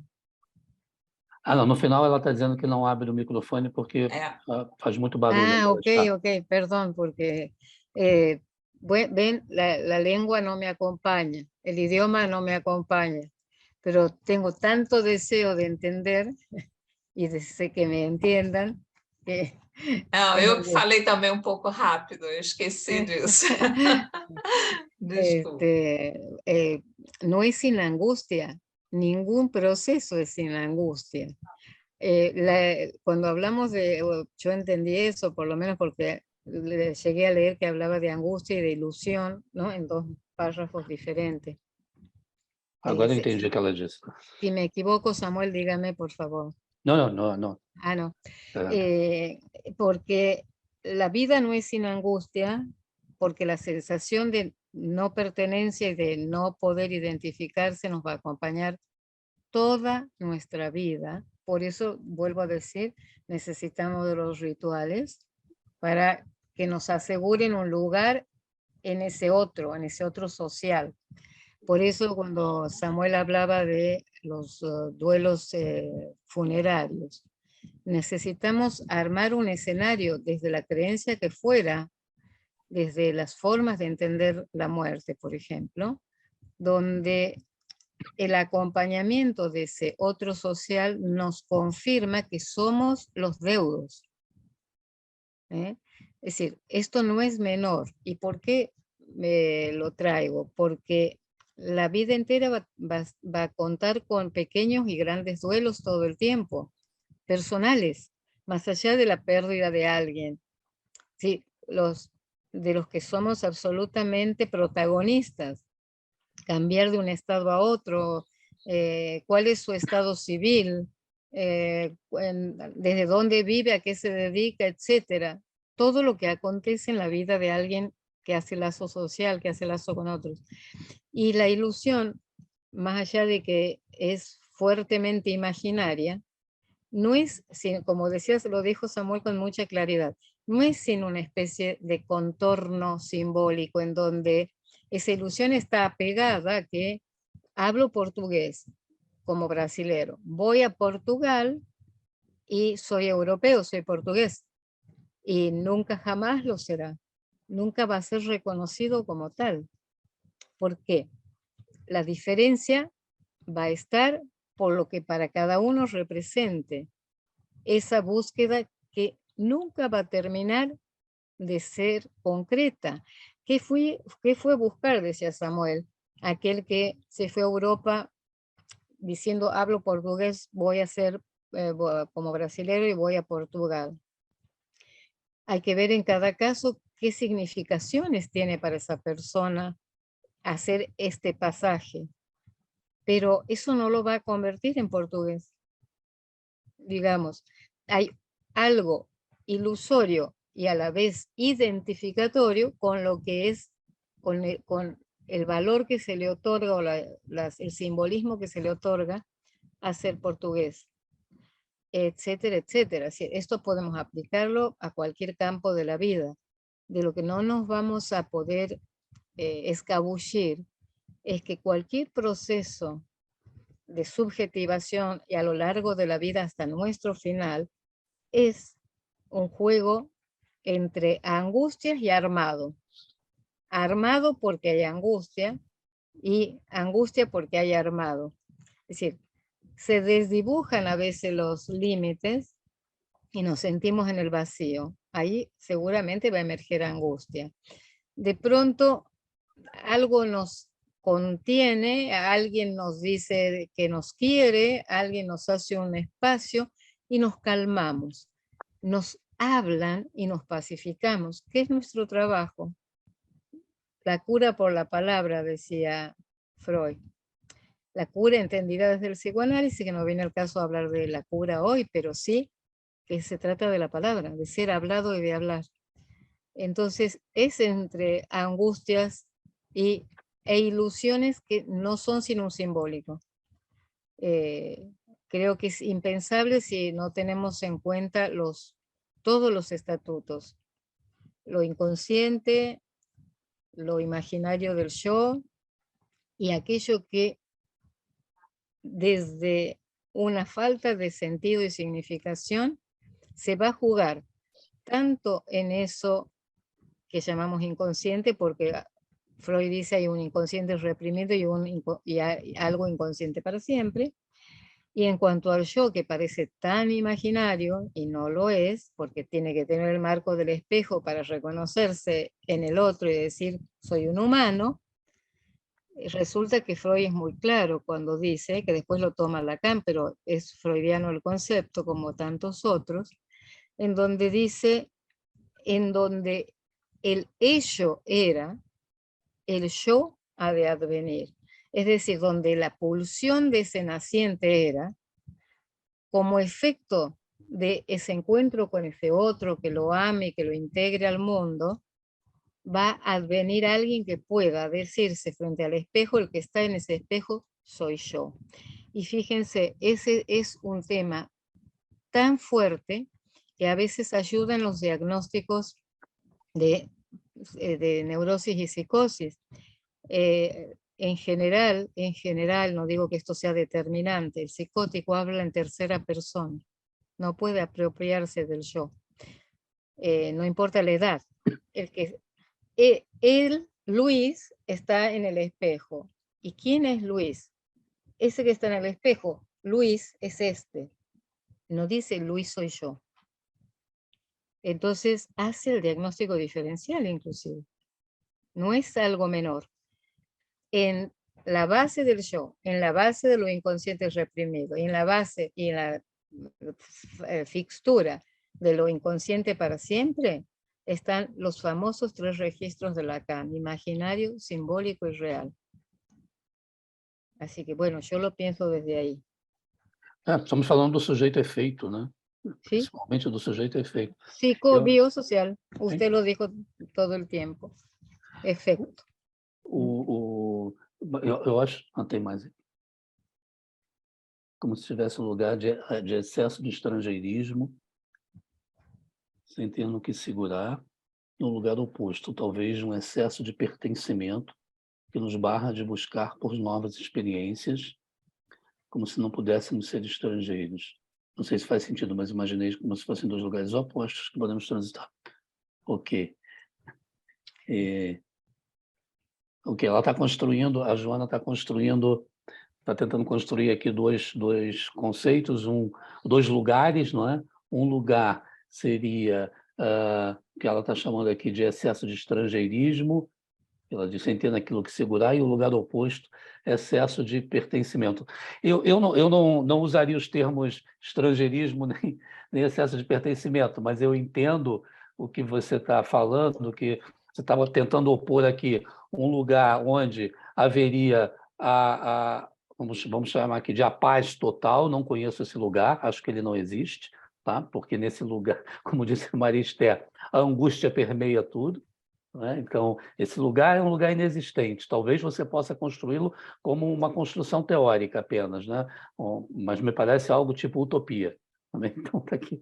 Temos, então, a utopia, que é a paz, é o nirvana, digamos assim, né?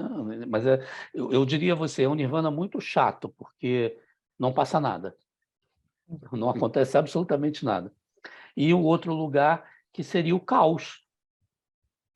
Seria onde tudo acontece, ou seja, sem ter naquilo onde você se segurar. Também acho que é o extremo oposto. Como casos limites, eu entendo como construções teóricas. Como casos práticos, acho difíceis, embora você possa sempre argumentar que alguém pode estar nesse caso aqui extremo, mas talvez não nesse extremo todo que você Samuel, coloca. tal vez el llamado extremo por la colega de, por ejemplo, pertenencia, a mí me llevó directamente a cualquier tipo de fundamentalismo. Sim, Eso es una especie de, el extremo de una especie de sentimiento de pertenencia, porque es insoportable la diferencia y se muere o se mata en nombre de esa pertenencia, aí sim. ¿no? A Mariana também está querendo falar, tá? Daqui a Ok. pouquinho você fala, Mariana. Completa, Maristel, desculpa. No, no, entonces, para mí, cuando esto que Samuel puso sobre la mesa con el aporte de la colega, es el exceso de pertenencia, yo lo llamaría fundamentalismo, y es en donde se basa cualquier tipo de fundamentalismo desde cualquier signo, religión, raza, política, todos los nombres que le queramos dar. Es lo insoportable de que haya un otro diferente. Y un exceso de extranjerismo, entre comillas, porque, bueno, tomo lo que decía Samuel, no lo llamaría extranjerismo como un exceso de extranjerismo. Un exceso de pertenencia al fundamentalismo me surgió como fácilmente, exceso de, comillas, le voy a poner yo, extranjerismo, sería como en verdad alguien que no puede ni siquiera estabilizarse en algún momento de la vida. Y estoy tomando como ejemplo, el psicótico es un extranjero igual que un neurótico, pero el neurótico tiene muchas más herramientas para lograr, mediante los rituales y las inscripciones, etcétera, etcétera, cierto estado de continuidad identitaria. En la psicosis, si no hay algo desde afuera que le haga de soporte a sostenerle quién es, podríamos llamar, comillas, porque no me suena la palabra, pero para tomar lo que la colega, un exceso de extranjerismo. Es decir, está Talvez, ao invés de excesso de estrangeirismo, pudéssemos falar em ausência de pertencimento. Talvez, ausencia de pertenecimiento. Gracias, Samuel. talvez os limites fossem, na verdade, excesso de pertencimento eu também não gosto, porque pertencimento ou é ou não é, ou pertence ou não pertence. Então, é assim, eu diria, pertencimento, Fundamentalismo ausência de pertencimento, ou seja, não pertence, ou um pertencimento, vamos chamar de patológico. patológico. El Aí sim, fundamentalismo es aí patológico. fundamentalismo, aí é patológico. Aí eu acho que Sí, dá para construir. estoy de acuerdo, sí. Gracias por ponerle este punto. Deixa a Mariana, então, falar um pouquinho, aí depois a gente continua aqui, que ela complementou alguma coisa. Fala, Mariana. Oi, gente, boa noite. Vocês estão me ouvindo? Sim. Sim, pode falar. Eu estava refletindo sobre esses apontamentos de Joana e eu não sei o que parecem para vocês, mas para mim essa questão do estrangeirismo que ela fala, essa questão de desamparo, me parece remeter a uma coisa muito da psicose. Me parece um pouco isso porque eu penso na coisa de não fazer laço com a linguagem, sabe? Nessa coisa que é onde a gente mais fica evidente o estrangeiro, né? Que a gente não se familiariza com a linguagem. A linguagem é uma barreira, né? Então, eu fiquei pensando por esse viés. Eu acho interessante até pensar que, pelo que eu vi que Joana... Eu entendi desse jeito, né? Joana falando sobre essa questão da identidade, do identitarismo, eu acho que ela também queria dizer que era uma coisa ilusória, né? Então, acho que não se distancia muito do que vocês estavam falando, de que é algo que não se sustenta. É algo da ordem do imaginário, né? Então, enfim, era isso que eu estava matutando assim comigo mesma. Mariana, eu acho que você tem razão. Pode ser assim, talvez os termos, né, que a Joana usou que não tenham sido os mais adequados, mas entendo que os mais adequados que eu digo, como ela usou estrangeirismo e falou de excesso e falta de estrangeirismo, acho que os termos não seriam esses, mas a ideia que você traz da psicose, que foi o que a Maristel falou, né? No final das contas, a gente está falando aí daquele que não internalizou, né? Daquele que fora incluiu, como eu disse Sim. lá no início. E o que você traz aqui, aquele que não escreveu simbolicamente aquilo que deveria ter escrito. Portanto, aquele que não tem a lei dentro dele. Então, acho que você tem toda a razão. Claro que pode ser isso, sim. Como construção, pode ser, sim, psicótico, tanto de um lado como de outro, inclusive, Sim. né? Nos dois limites. Ela complementa aqui a Joana, que não vejo nenhum deles como pais. Acho que teriam desprazer nos dois, porque o sujeito me parece apagado quando não tem lugar para fala. Seria o suposto mundo perfeito das mídias, por exemplo. Por isso chamei de ilusão. Esse conceito na psicose já é mais complicado, né? De prazer e desprazer. Então, a gente nem entraria aí nesse debate. Ficaria para uma próxima. Para a próxima roda. Na próxima roda, né? Mas bem interessante as colocações, né? Tanto da Mariana quanto dela. Ela colocou que entendo. Obrigada. Ai, que ótimo. Obrigada, Mariana. Obrigada, Joana.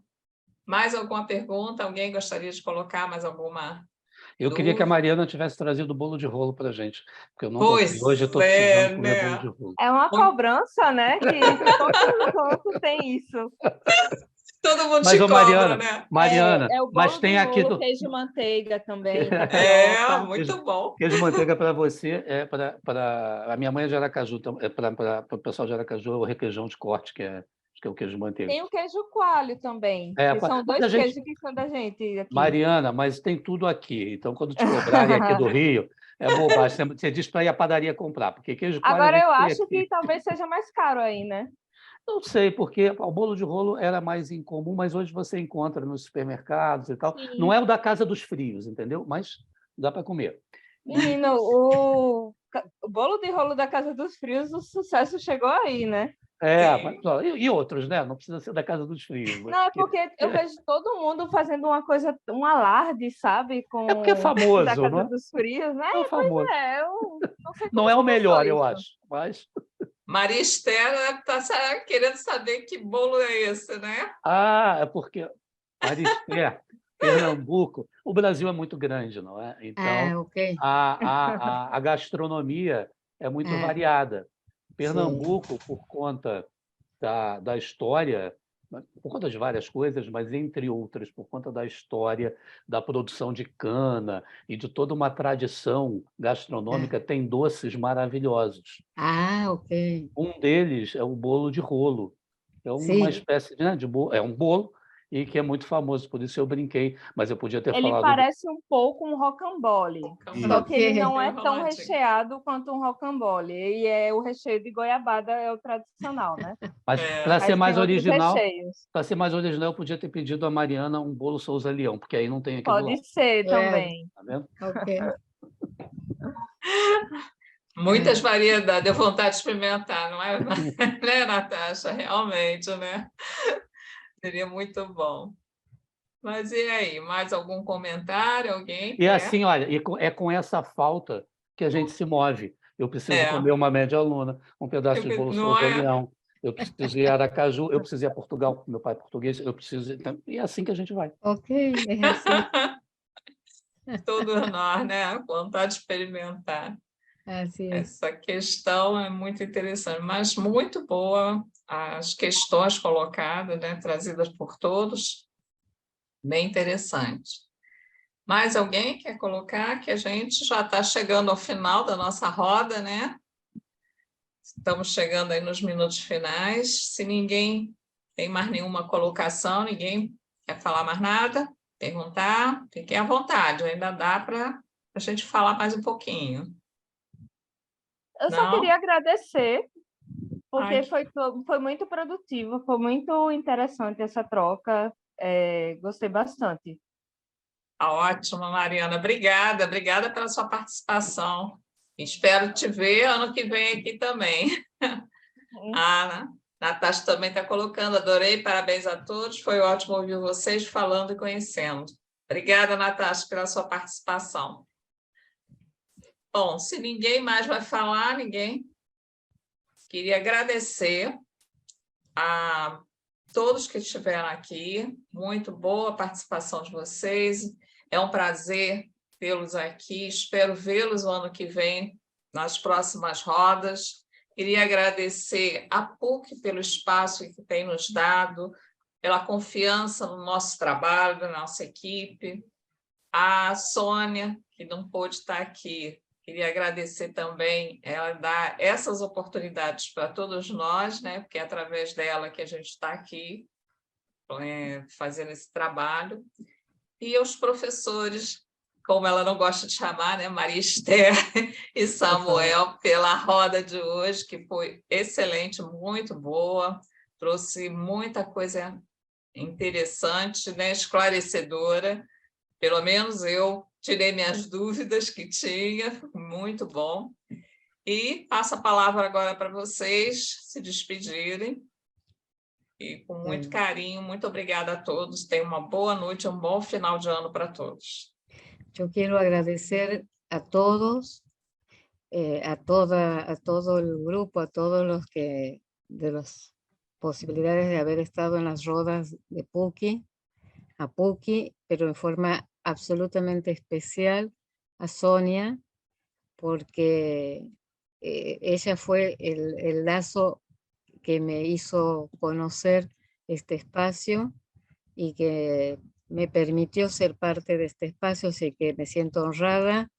Les quiero mandar un abrazo a todos, un buen cierre de año, un buen cierre de roda, y a seguir las utopías, como dice esa canción que canta desde el 2020 un grupo de brasileros, la samba de utopía. Después escúchenla, la deben conocer mejor que yo. Bueno, gracias por todo, um abraço muito forte. Bom, muito obrigado a todos, obrigado a PUC, obrigado a Célia, obrigado a Sônia, obrigado a todos vocês que aqui estiveram. Muchas gracias, María Esther.